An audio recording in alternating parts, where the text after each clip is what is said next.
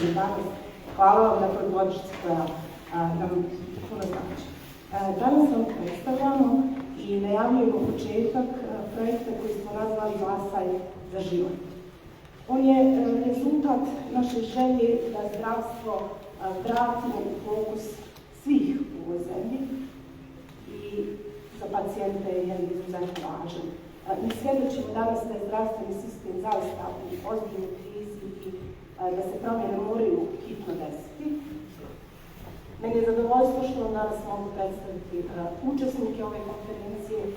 To su ljudi koji su simbol borbe za prava oboljelih i oni sada udružuju snage, koji je prešao dalek put iz Cazina da nam se danas pridruži.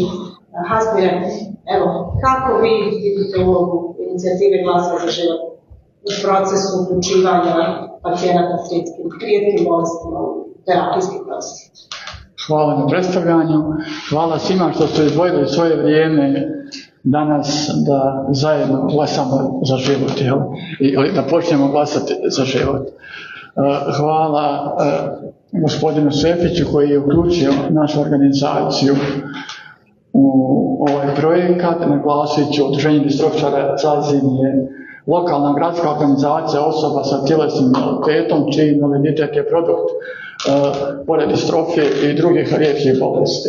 Mi smo ovdje kao prethodnica daleko veće organizacije Saveza za rijetke bolesti koji djeluje na području Federacije Bosne i Hercegovine. Savez okuplja 11 organizacija s područja cijele Federacije Bosne i Hercegovine.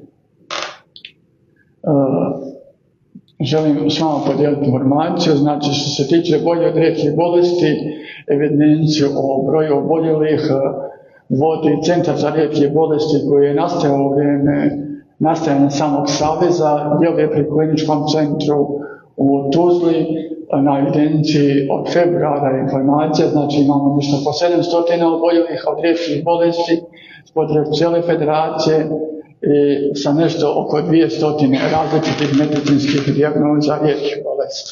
Ja se izvinjam, ja sam malo više se pripremio na papir pa ću neke informacije više izčitavati.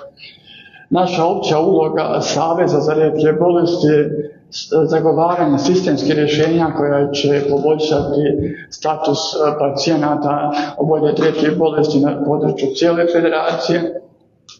Svjesni smo da se samo organizovanim pristupom može raditi na ostvarivanju prava pacijenata, prezentaciji njihovih potreba i stvaranju pozitivnih promjena kroz dijalog s institucijama. Ja se izvinjam ako nekad malo zapnem, to je zbog faciokubulatorne distrofije koja mi izaziva grčenje mišića, lica, pa neke riječi ili raspolim ili ne mogu do kraja mi izgovoriti. A ovo što treperi glas, to treperi mikrofon zbog distrofije druge koja mi izaziva grčenje. Naša dosadašnja iskustva su da su pojedinačni pokušaji u rješavanju problema često bili ili kratkoročni ili neodrživi, ali zahvaljujući dijalogu sa Federalnim ministarstvom zdravstva kojeg smo imali u vremenu nastajanja našeg Saveza za rijetke bolesti koji je u zadnje vrijeme nešto oslabio ili prekinut, zabilježili smo i prve pomake među kojima je i početak formiranja radnog tijela koje će raditi na pripremama zakona o rijetkim bolestima. Naglasit ću da su oboljeli od rijetkih bolesti u Federaciji Bosne i Hercegovine jedina populacija koja nije zakonski priznata, koja nema svoj zakon i koja nema se na što osloniti. Mi u Federaciji imamo i zakon o nacionalnim manjinama, zakon o osobama s invaliditetom, zakon o ovom ili onom, zakon o psima lutalicima, nažalost, a zakon o rijetkim bolestima nemamo.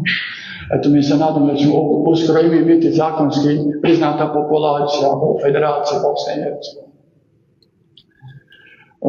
Međutim, nije uvijek dovoljna samo povremena komunikacija s vlastima. Ono zašto se mi zalažemo i što vjerujemo da možemo postići u našem projektu Glasaj za život je kontinuirana saradnja kao i uključenost naših predstavnika u radna tijela koja donose odluke o lijekovima i pravima pacijenata.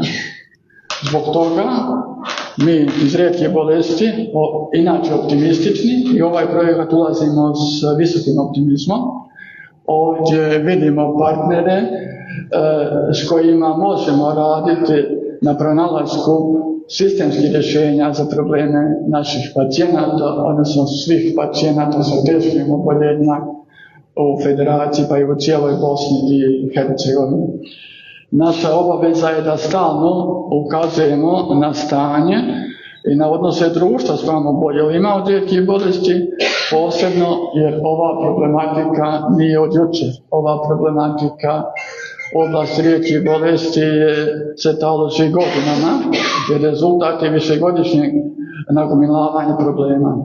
Neuređena zakonska regulativa, neusklađeni propisi, nedovoljna lista lijekova te administrativne prepreke su samo dio problema s kojima se mi oboljeli svakodnevno suočavamo.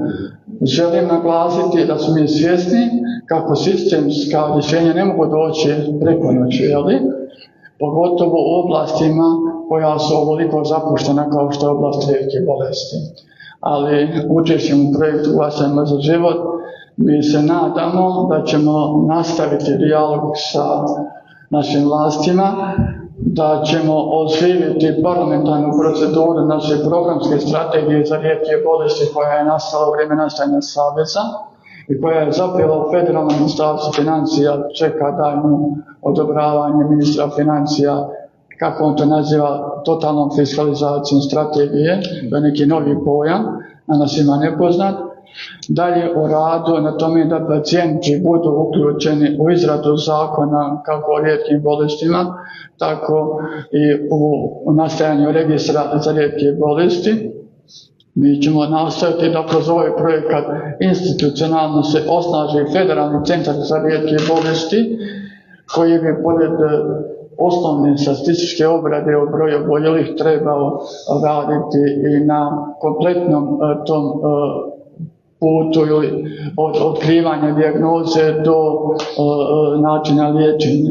Također o nastajanju registra za rijetke bolesti. Naglasit ću, moji prethodnici nisu naglasili, jedna farmaceutska kompanija je poklonila server za rijetke bolesti, ili se kaže server, ne znam taj informatički termin, preko kojeg bi se radio jedinstveni registar oboljelih rijetkih bolesti.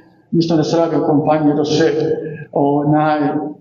poklonila Federalnom ministarstvu zdravstva da je samo prilagodi našim federalnim mogućnostima, kako tad, tako i danas stoji sutra, stoji u Federalnom ministarstvu zdravstva, na tome se ništa ne radi.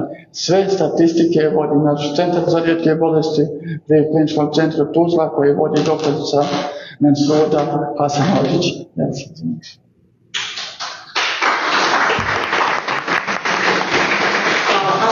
Hvala svim. Ja se izvinjam, nisam zašao, samo ćeš za kraj dodati, prostite, molim vas. Glasati za zdravlje znači da nam glasate za život. Ja zato koristim priliku za kraj da pozovem sebe nosioce odluka, svu našu javnost da podrže ovaj naš projekat. Jer spasiti jedan život je isto kada smo spasili cijelo čovječanstvo. Zaista, za kraj ću samo reći, Gospodo, nas ne ubija bolest. Pored tolike smrtnosti koja se javlja, kod nas ne ubija bolest. Za bolest postoji lijek. Nas ubija neuređen sistem koji nama ne dozvoljava način da dođemo do lijeka.